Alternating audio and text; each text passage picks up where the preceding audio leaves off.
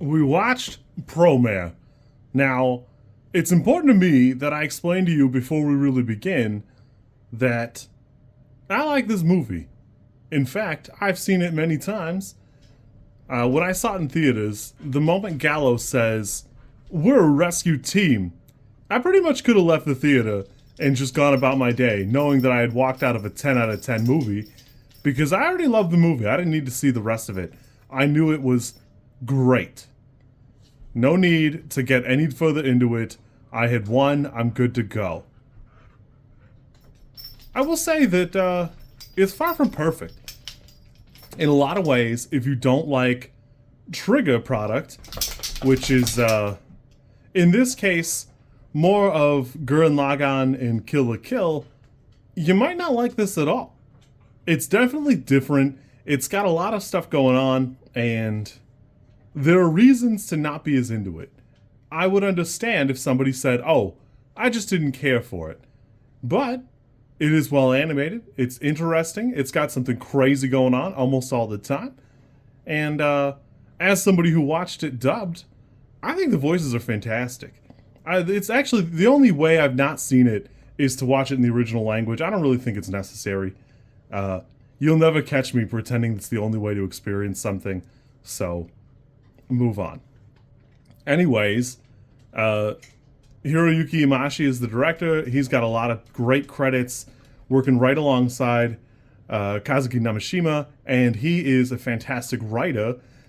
He is known for Gurren Lagann, Kill la Kill, BNA, and a handful of other things, which is why it's important that you lean more towards those in the Trigger catalog than like, I don't know, that Darling in the Franxx or something.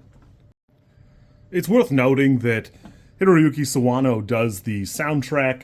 I think there's only one track where Leo breaks free of the volcano that isn't directly credited to him, and I don't know. I'd have to almost look and find out whether he was. A lot of people will know him more from Attack on Titan or 86. Honestly, go to his Wikipedia. He's got something basically every year for like the last 15 years. I'm sure you've run across him. He does a great job in the Gundam Unicorn series.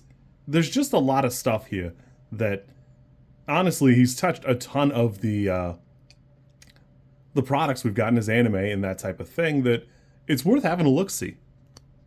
I found it. It is all of the music is composed by Sawano, even if he's not necessarily performing it. And Superfly performs a couple of the other ones, if it matters to you at all. Honestly, I don't really get tired of this movie. As far as sound design, it would be easy to act like a great soundtrack carries the movie. And here, I think it just does a great job accentuating it, putting everything in order, and really locking it in. In Gurren Lagann, all the times that the song comes out where it's the original opening towards the climax of the show, it really does lock in and everything takes on a different energy. And so it's got a great director here who knows how to use a soundtrack, and Sawano is the one who produced what is one of the greatest soundtracks. I don't get tired of this soundtrack. To this day, if I pulled up one of the songs or like sent it to my daughter, she probably would go home and watch Promare. I could listen to Inferno once a day and probably still be doing pretty good. The movie's not without its flaws. I don't really care for some of the CG or the aesthetic of the weird like armor Leo and his goons have, but it's worth it. I don't really care. I long to be so extra that I can watch two of my goons go down and fight some dude while I sit on a throne that I make out of my power. That is my ultimate goal, is to be so much of a menace in that regard. Personally, I don't know. It's 2 hours long. I would have been happy if a lot more of the rescue squad got some showtime, but I don't really know that you can do that without changing it to like a 12-episode season. And I don't know if you can keep this kind of energy that entire time. There's a handful of times when the framing is not my favorite thing in the world.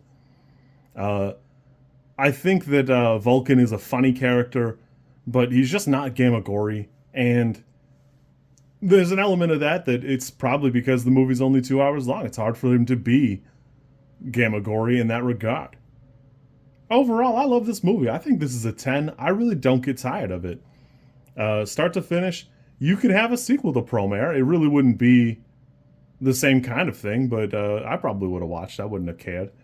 If you ever are craving a little bit more of it, there are little prequel movies, Leo Hen and Gallo Hen, and they're just like kind of setting up the stage, that type of thing. Notably, they were not included when I went and saw it in theaters, so there is that for it, and there's that element. Well, it is the week of Christmas, and this is another one of my 10 out of 10 movies. I love Promare. I'm glad I could yap about it for a little bit, and I will catch you on the next one. If you are not watching the other ones, Merry Christmas, and you have a good one. I'm off. If you like this content, I'm supposed to ask you to like, comment, and subscribe. I think like is here, and comment is probably down there, and subscribe over there somewhere too, I think. I don't know how many times this like snippet is gonna make it into a video.